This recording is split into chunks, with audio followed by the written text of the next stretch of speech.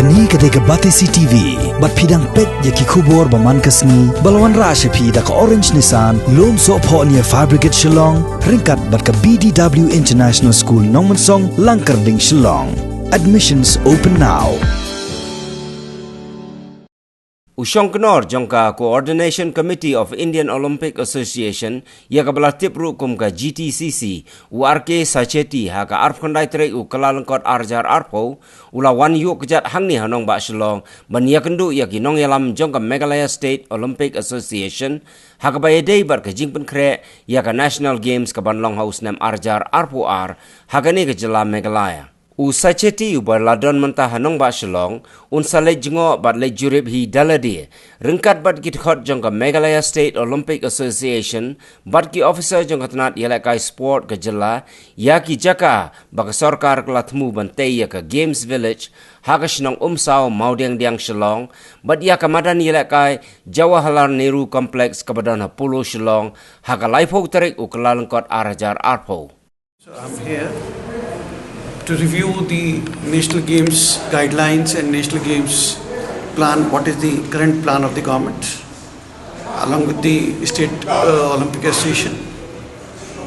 The government the committee have demonstrated the plan for their infrastructure, their finance, the other sports program and other things. And tomorrow we are having the venue visits as well. The Greenfield, which they are planning to have the new stadium and the residential complex and other things. So we will see the complexes and all, then we will work out more details on this. See, this is the beginning. Everyone is satisfied when you start the work. It's a beginning. Beginning plan is always good. So we have to now demonstrate and execute with the timelines. That is the now main focus is whatever plan they have finalized now, what we have discussed, we have to work on it. We have to adhere the timelines. These timelines are good to hold the games for 2022. These timelines are good. We can hold it. There's no doubt at all. But we have to work on these timelines, what they have designed. So these timelines are good.